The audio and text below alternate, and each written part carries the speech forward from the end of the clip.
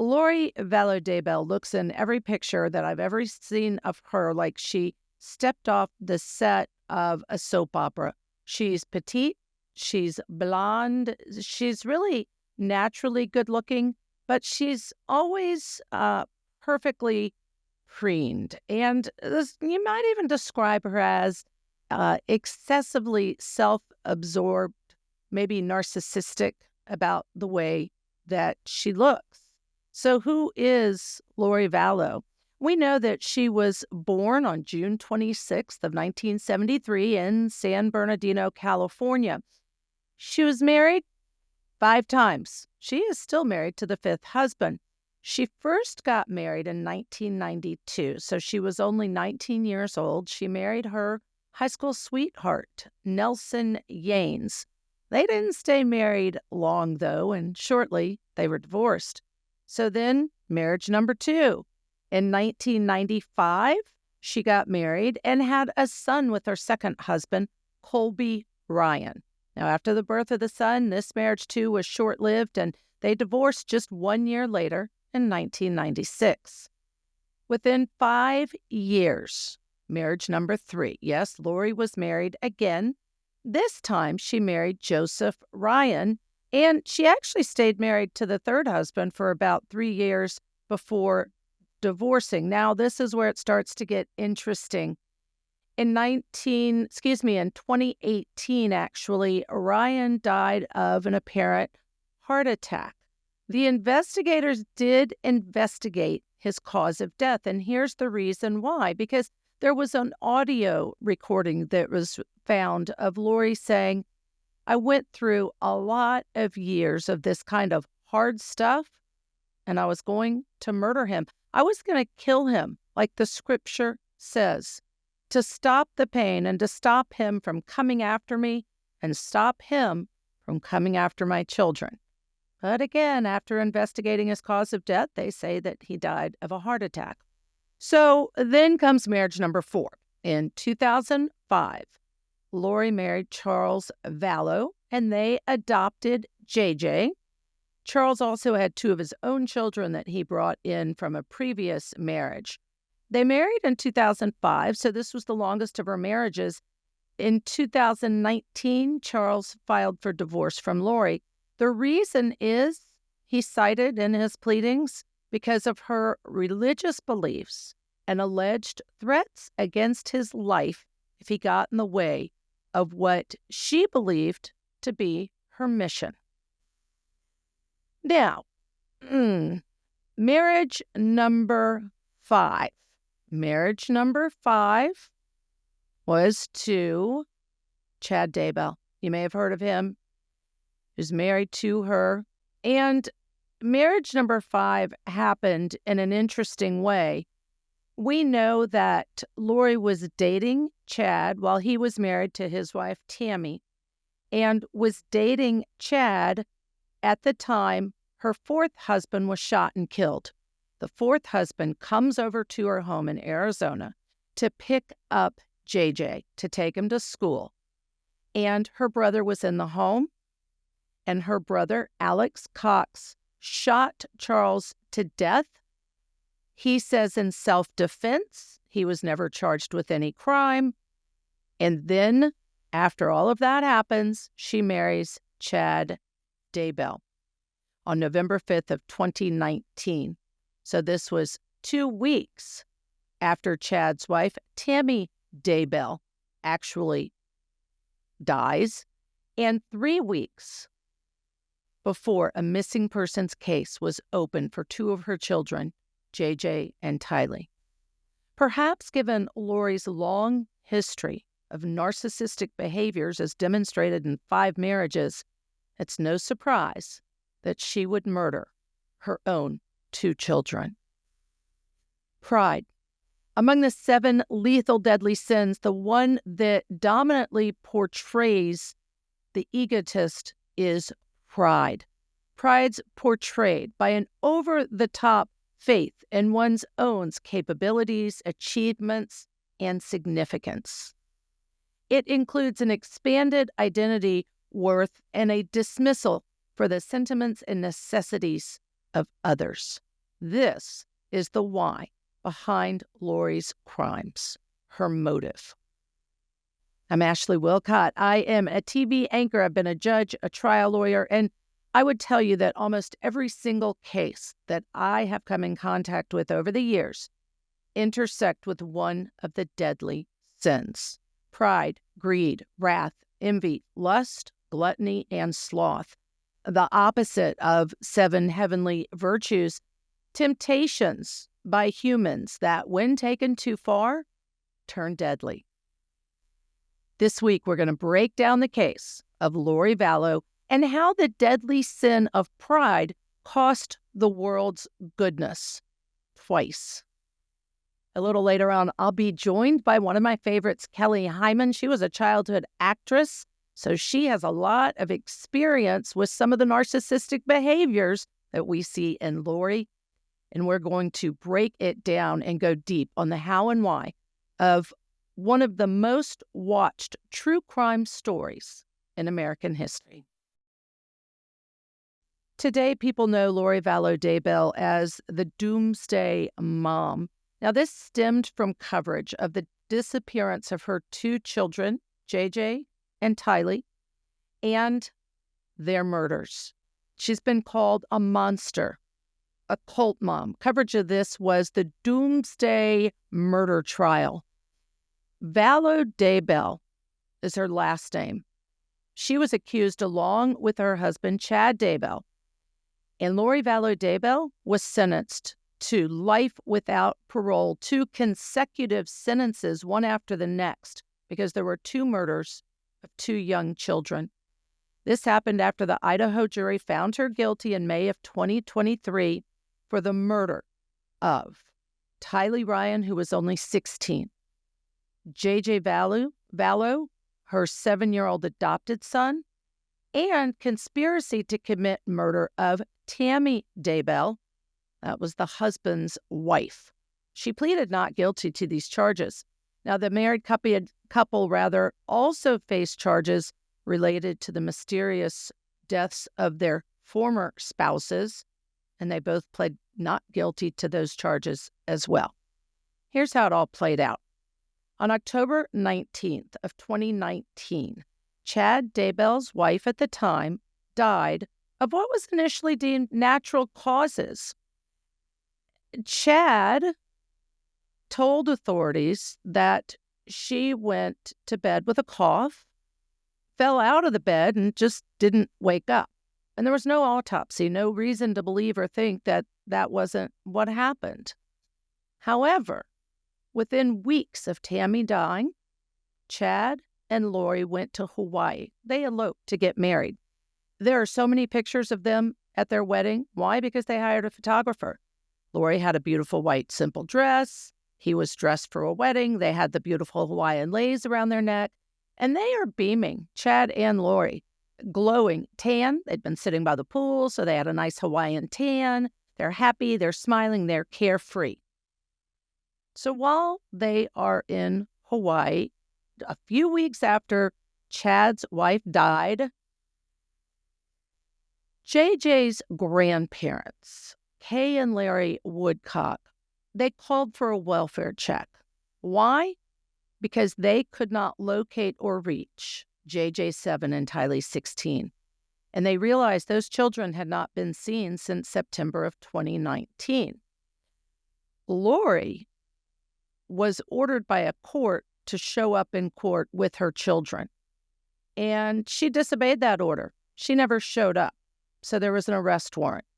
She was accused of not cooperating with the police in the search.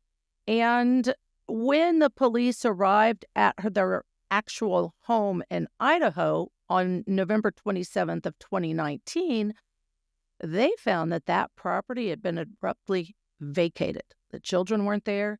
Lori wasn't there. And in fact, Lori and Chad were in Hawaii. So fast forward to February of 2020, months later, they issued an arrest warrant and they did arrest Lori in Hawaii. I'll never forget watching the video of what happened, and this is body cam video because law enforcement officers had it on their vest in Hawaii. And you see them going through a gate, a simple little metal gate that you can see through to get to a pool. And at the pool, there's an older-looking man, not a great healthy physique, in swim trunks, laying on a chair next to a bathing beauty. And again, Lori Vallow is beautiful and petite with a great physique, works out. She's in a little bikini. She's laying on the chair next to this man who sits up on the side of the chair, and she's going like this from her chair, looking up at the two officers. "Can I help you?" Acting innocent, acting surprised. "You need to speak to me?" "Oh, why do you need to speak to me?" They hand her the warrant. She looks at it. What are you talking about? What is this?" Well, she's arrested. And do you know, even after Lori Vallow was arrested, neither of them, Chad nor Lori, will say anything about where the children are. Well, turns out the police are investigating, and they find that Alex Cox, now remember, this is Lori's brother who shot her fourth husband, allegedly in self-defense. He's never been charged with a crime. Shot him inside Lori's home. His cell phone started pinging at Chad Daybell's property. So they investigate. They get a search warrant. And on June 9th of 2020, the FBI and the county sheriff's office descend on Chad Daybell's property. And Lori's in jail for the interference and not cooperating about her children at this time. And authorities start digging up the backyard where Alex Cox's cell phone had pinged in September of 2019. And what did they find? They found human remains in shallow graves on the property of Chad Daybell. JJ Vallow had been buried under a tree, and he was about 50 yards away from his sister. The investigator found his sister, Tylee, the older sister. Her grave was in the Daybell's pet cemetery. Prosecutors believe that she was buried in the same location that Chad Daybell referenced when he texted Tammy Daybell 9 months earlier. Tammy was still alive, saying, "Hey, there's a raccoon. I shot it. I killed it. I'm going to bury it." They think that's where the remains of Tylee were found. It took 4 hours for the forensic pathologist to examine the body of 7-year-old JJ on June 11th of 2020. For his sister, 16-year-old Tylee, it took almost a week for the pathologist to examine the body. Ryan, the younger son of Lori, arrived in 3 separate evidence bags when he arrived at the morgue. The pathologist said on the witness stand in the trial of Lori that usually has a whole body to work with, but Ryan was in pieces, burned, charred, and discarded. There was a skull.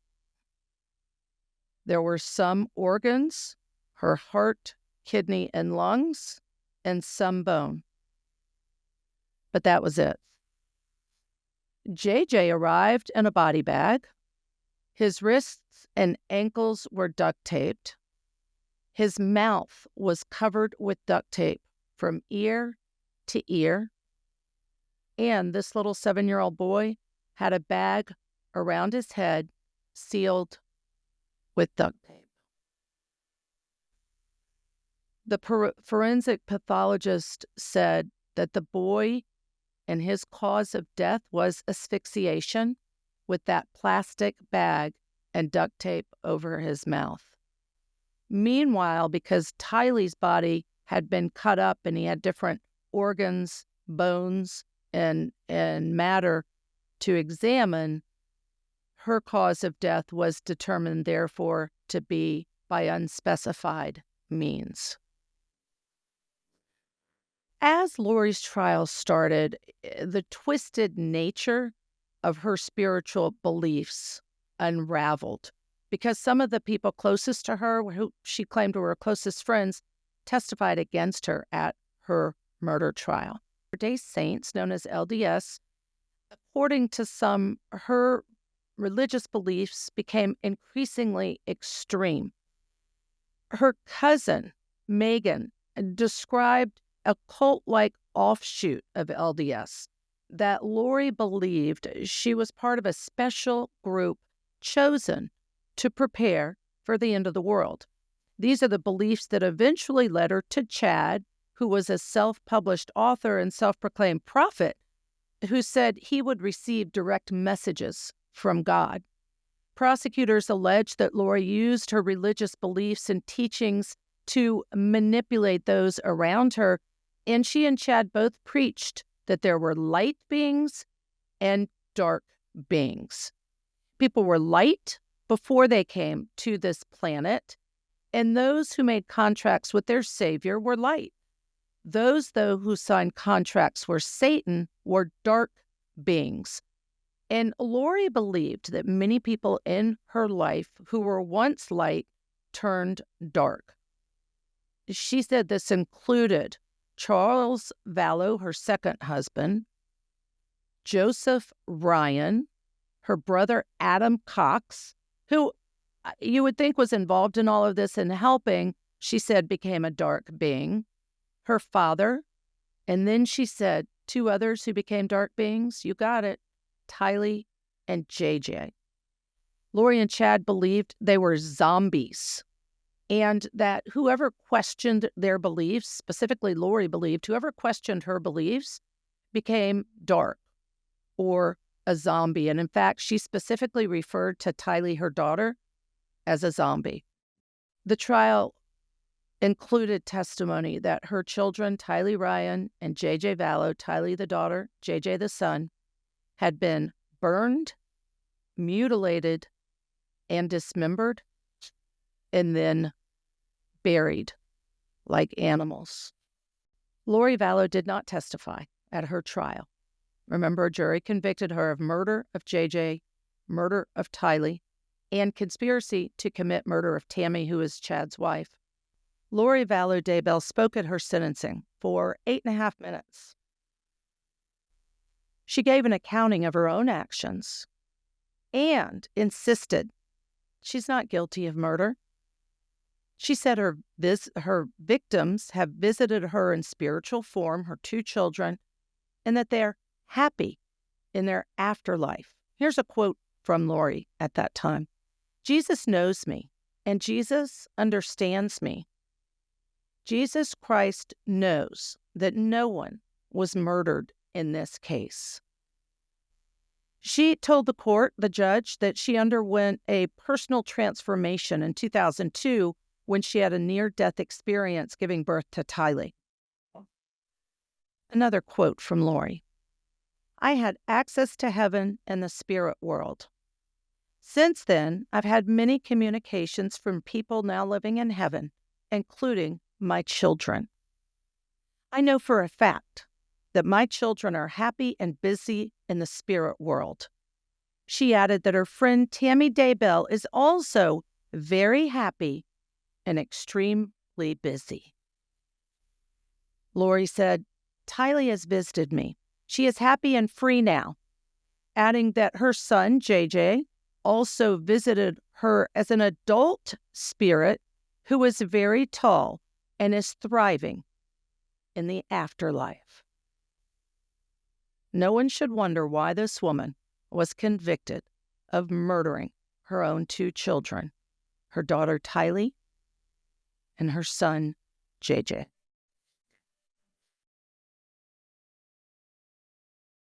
I want to welcome our guest, Kelly Hyman, TV legal analyst, also trial attorney who is a leading professional in complex litigation.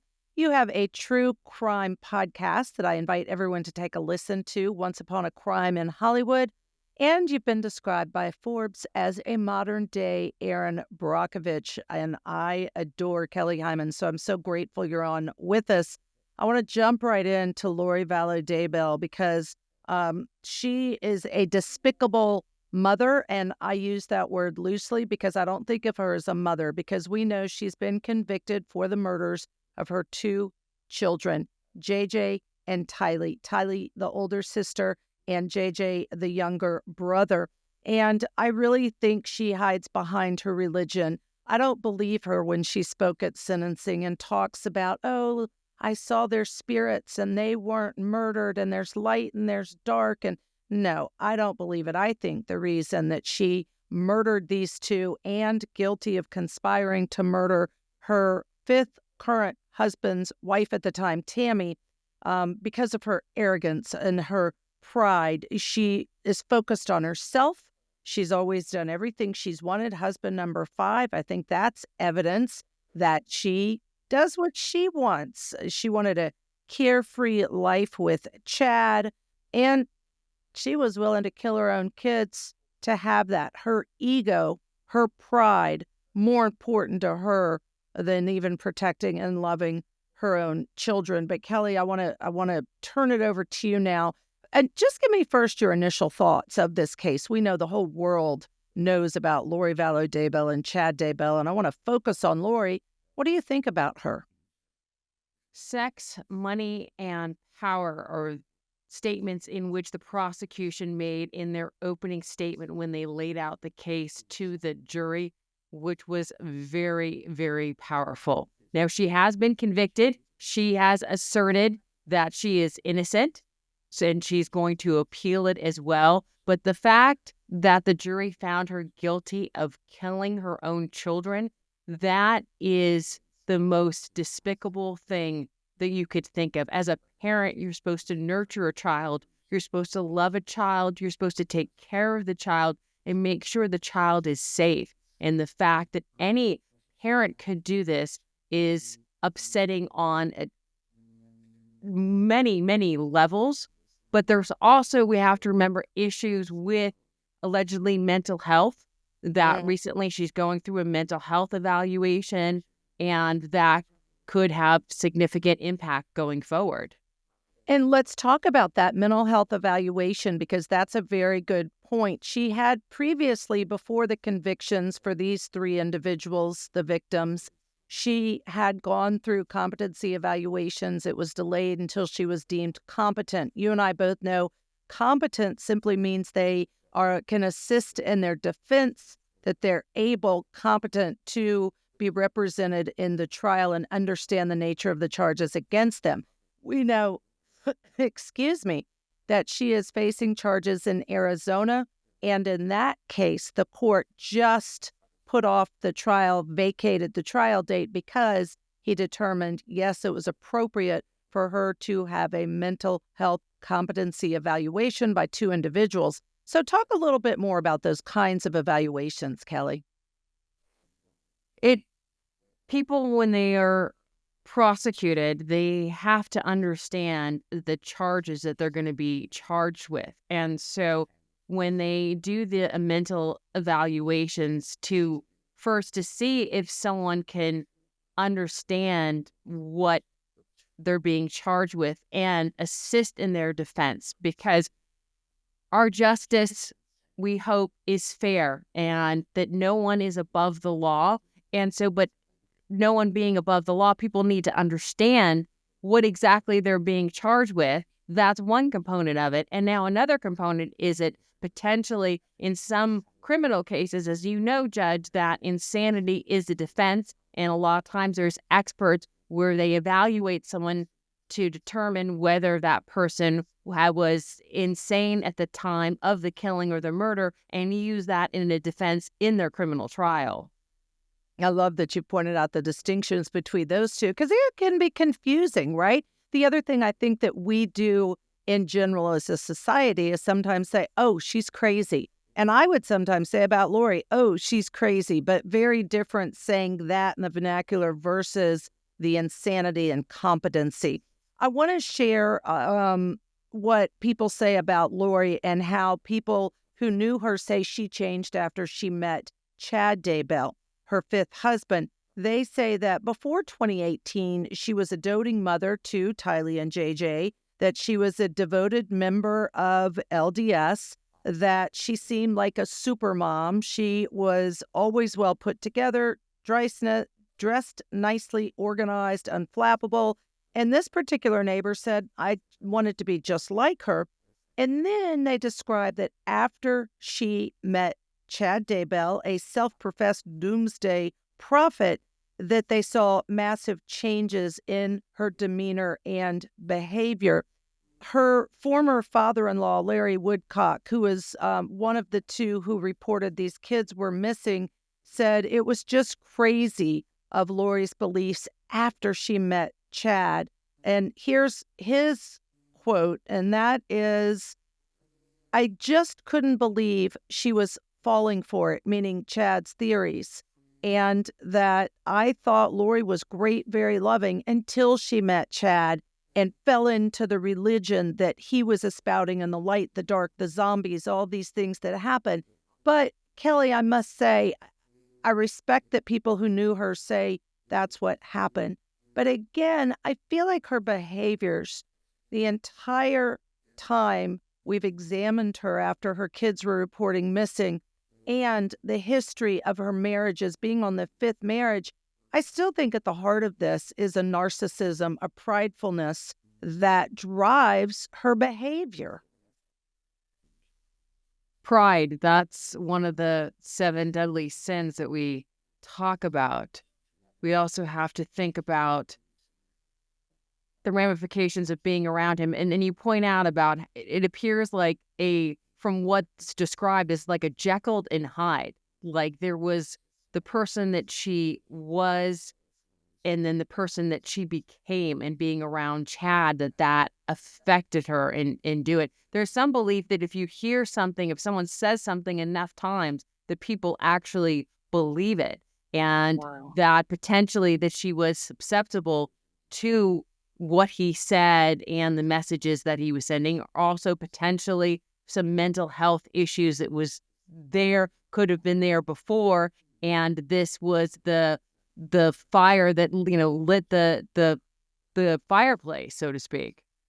But you know what people say about mental health? So many viewers, so many listeners chime in and say, I have a diagnosed mental health condition and I've never once thought about killing my kids. That's a fair argument. How do you push back against that?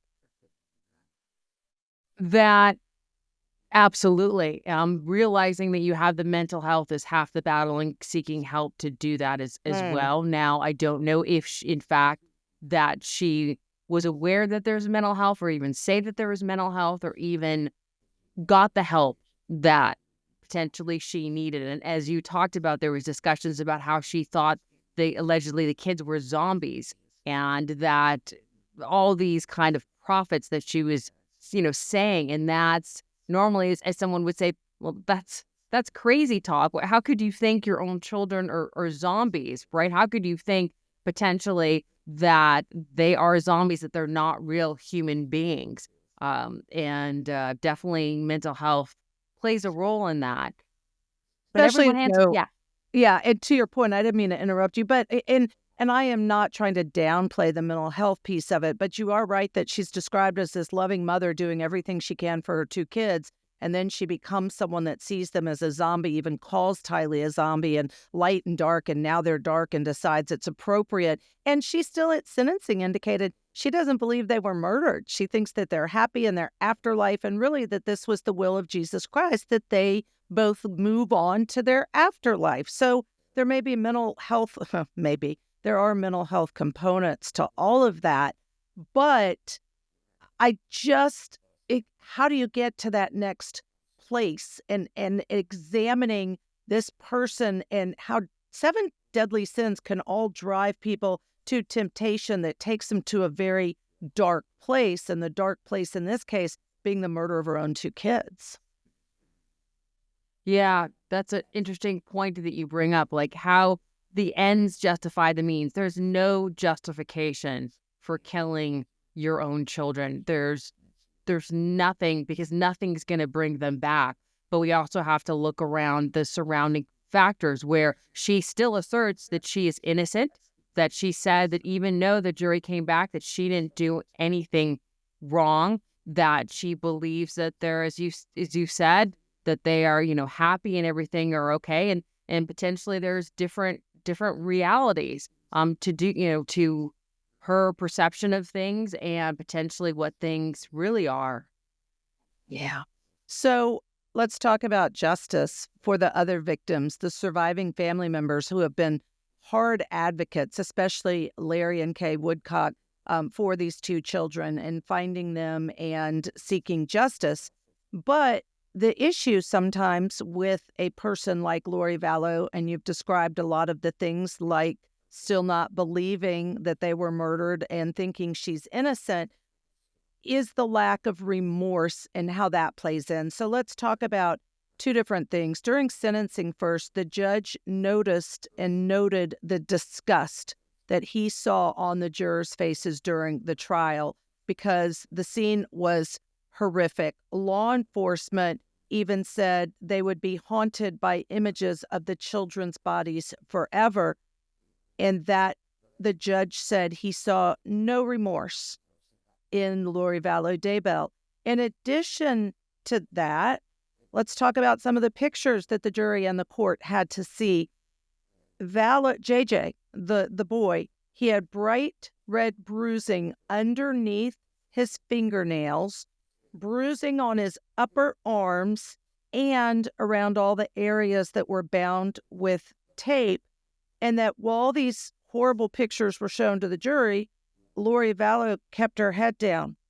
So how must it feel to a family to witness no remorse, to hear the judge say no sign she felt remorse, for these jurors crying about these pictures they had to see as evidence, and all she does is put her head down? Well, to her defense, she did ask the judge to be removed during some of the photos, and the judge did deny her the ability to do that. Having said that, absolutely what you said, the photos are horrific, and to sit there and not have any remorse. However, the flip side is she believes that she did, asserts that she did not do it, and so therefore it's not her fault, and therefore she doesn't have any remorse because she did not kill her own children. And I think everyone would agree that she may not have killed her own children. Somebody else physically may have done the act, but that doesn't mean she can't be convicted of the murder as she was, right? Her involvement, right? What did she know about what was going on, and what did she do about it as well? Did she help facilitate it? Was she involved in the planning of it? Did she want it to happen? What was her role and what was her responsibility in it? I mean, no one wants to think that a mother who has children and raises children would ever want to kill their children, no matter what they do. As a mother, you're supposed to nurture them and take care of them and do that. But what role did she have? Was she involved in it? Did she want it to happen? When we talk about, her going off to Hawaii and getting married, and allegedly some of her friends are like, "What's going on with you? Why are you acting this way? Here's a photo of you on the beach and acting this way, and you have your children missing. What's going on? How can a mother do that to their own child?" Unfortunately, I don't know if we're ever going to have an answer to that. I don't think we're ever going to have an answer to that either, unfortunately. And that's why I love doing a deep dive with someone like you, Kelly, because you are pushing back on me and reminding me each time, mental health issues. And you're right. I think clearly she has mental health issues, but I can't get unfocused on my feeling watching this entire trial, the evidence unfold, reporting on it on court TV. And here's what I think is, I'm not convinced she really believes everything she's trying to sell. Some do. I don't. I think she's trying to pretend like it's this religion and they weren't murdered and I'm innocent. I just can't buy it because her demeanor and pictures and the way she looks in Hawaii when her kids are missing looks the same as all her pictures from her first, second, third, and fourth marriages. She always looks the same. She always looks happy and blissful and everything's great. So for me, at some point, I think it's a game to her, and I don't believe that she truly believes the things she's trying to sell. And that's what really bothers me about this case. Well, I think Oh, you about do believe. You think different. Good. yeah, Tell me. I I want to hear. think about when I was in college, there was talking about, I believe his name was Gossman, and how people wear different faces and they handle situations differently. They different mask, from my recollection, Gossman's, and he talks about how people wear different masks and how they want to be perceived and how they want other people to think what their life is like. And we talk about her, it's like before this happened, like her mask of being this doting mom and this super mom and this woman that can do no wrong and well put together. And then people talk about after 2019 of potentially wearing a different mask and of seeing a different person and acting a different way. And I go back to the mental health, and it doesn't justify anything that she's done, but maybe that was there of doing that, and that plays a potential role. Or alternatively, like as you point out, that that she's fooling all of us, or not fooling you, from the standpoint of everything is calculated and manipulative and knowing how to act and do certain things, but she did not get away with it. And so some would say that her last mask or pretending to be a certain way did not work out well for her.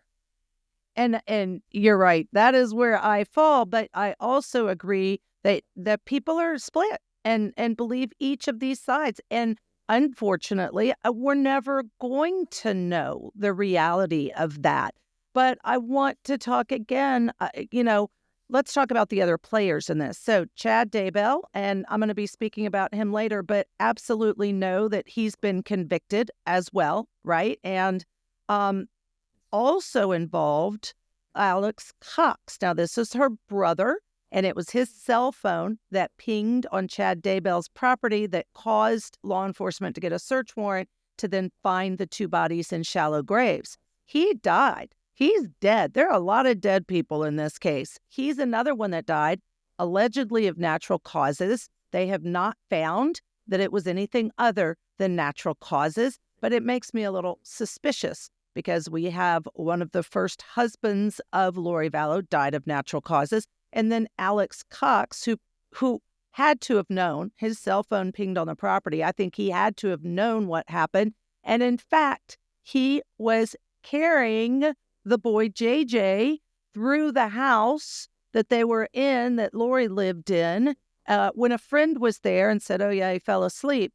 And now looking back at it, law enforcement says, was he even alive at that point, JJ? We won't know. We don't know. But all of this to say, there's a lot of suspicion. There are a lot of suspicious behaviors.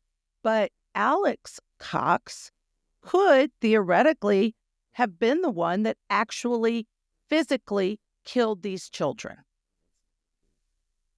That is possible. We're never going to know the answer to that. But what we do know that a lot of death surrounds Lori and her family as well.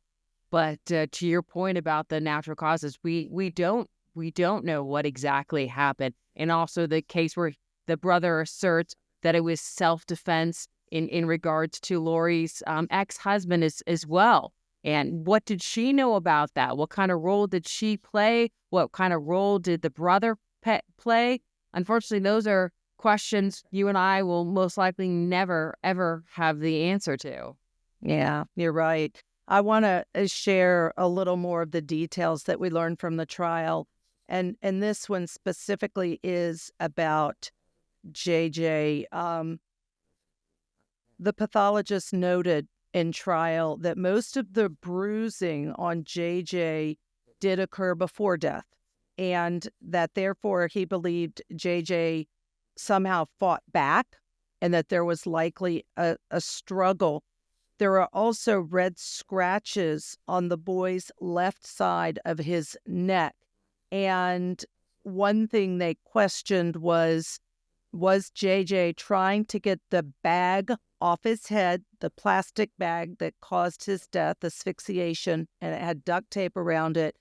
And it could be that the scratch marks on his neck were from him trying to get that bag off of his head. Hearing these details makes it very, very clear that he suffered, that it was a horrific, painful death. And I go back to a narcissistic mother, mental health issues or not, who will allow or participate, and she's been convicted of his murder, in not just the death of her 2 children, but this kind of death. We know that the body of the sister Tylee was dismembered, it was burned, it was charred. How? It's so heinous. It's not, Kelly, just I've accidentally killed my kids, or I was in a car accident and I was driving drunk and they were killed instantly. These are purposeful, deliberate, really torturing of these two young babies. There are not words that can express how horrific that is, especially for a young kid. Can you only imagine just having that, and potentially by loved ones? Here you have a loved one that does this to you, the unspeakable thing, kill you in cold blood, and to plan it, the fact to have the bag and to have the tape and to do that. No one deserves to die that way. No one deserves that. And there needs to be justice for it, because otherwise then there's lawlessness in our society. And it's horrific what you said about the kid trying to get out of the bag, and someone would do that. And the pictures are just horrific, horrible. And to your point, justice. Lori Vallow-Daybell convicted of the 2 murders and conspiracy to commit murder against Tammy. And Chad Daybell also convicted. Pride, it is considered an original sin. I want to circle back to that, because there are some things it's believed about pride. And it's, number 1, believed to contradict human behavior. It's believed to feed other sins. It blinds people to reality. And I really want to emphasize that, because, again, it's my opinion that she was just a prideful woman. I don't believe what she's selling with all the religious aspects of it. It is believed to turn people's gaze inward and cost the world's goodness. And to me, that definition of pride as an original sin fits Lori perfectly. So you believe she was so enthralled with herself and her own being, and when the kids weren't part of that picture, she wanted to change that picture in order to better her own image. So as Gossman would say, the mask that she wore was a different one, to be someone who didn't have children, that married someone and had this life with him, and it was driven by her own pride of herself, of what she wanted to be or what she should have been. And the disconnect with reality, the belief that she said in her own words during sentencing that they weren't murdered, that they're in the afterlife and they come visit me and they're happy. I think that's because she's blinded to reality. She's disassociated from reality. And again, that's part of the definition description of this original sin. All right, Kelly, any parting thoughts about this case? I can't thank you enough for joining us and really doing this deep dive, because we will never know the answers to some of the things. But I think one way to improve our justice system is to have these hard conversations about it.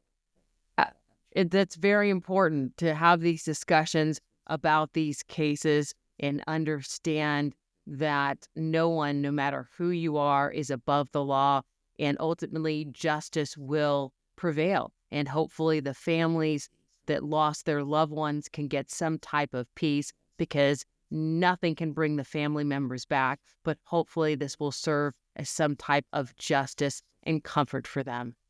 Absolutely agree. Peace and comfort to that family. Thank you, Kelly. Thank you.